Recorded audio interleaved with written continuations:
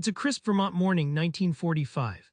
Shirley Jackson's living room is already a battlefield, three kids running wild, a cat secretly shredding furniture, and a pot of coffee steaming on the stove.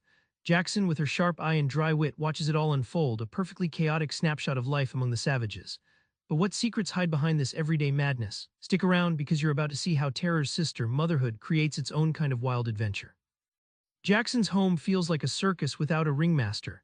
Let's zoom in on how she tames the wild, by embracing rather than battling the chaos. One morning, Jackson recalls the infamous breakfast scramble. Henry wins the race to the cereal box only to spill half the milk. Meanwhile, Lawrence hides in a dresser drawer and Sally forgets her shoes. Through these daily skirmishes, Jackson doesn't yell or panic. She observes, adapts, and even sneaks in a joke about three wild forces of nature before the school bus arrives. Think of managing a chaotic household like conducting an orchestra without sheet music. Jackson's secret isn't strict control but fluid adaptation. She's in tune with each child's tempo, when to slow down or speed up, what noise to let swell and what to hush. It's less about order and more about rhythm, a dance where unpredictability becomes harmony.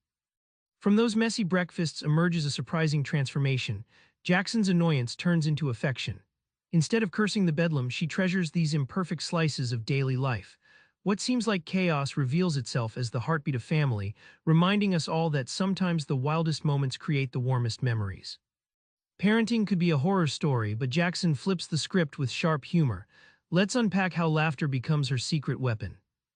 Jackson describes a moment when Sally's meltdown over a missing shoe escalates into full-on theatrical wails. Instead of frustration, Jackson writes about mentally casting her daughter as a dramatic diva from a play, complete with imaginary spotlights and brooding music. This playful mental reframing turns a fraught tantrum into a shared joke, diffusing tension and recentering calm. Think of humor as a shield forged in exhaustion. When every day bleeds into sleepless nights and spilled milk, humor slices through fatigue like a flashlight in a dark room.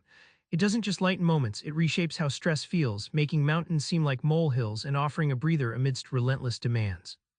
Jackson's novelist's gift helps her see her family as characters in a grander story, quirky, unpredictable, and endlessly entertaining.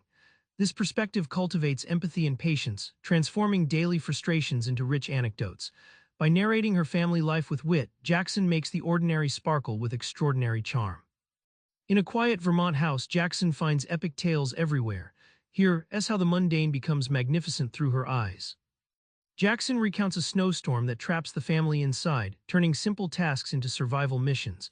Rationing milk, inventing indoor games, rescuing a frozen mailbox. These mini-disasters become epic adventures, breathing fresh life into what would otherwise be dull days, proving that excitement often hides inside the everyday. She treats her household like a writer's playground, a laboratory where characters evolve, conflicts bubble, and plots thicken. The fridge magnet catastrophe, the art project explosion, the cat's secret mischiefs, all fuel stories that teach patience and spark creativity. This mindset reminds you, your own home can be a creative canvas if you're willing to see it. Motherhood for Jackson isn't a neatly packaged role but an unfolding saga with unpredictable twists and tender revelations.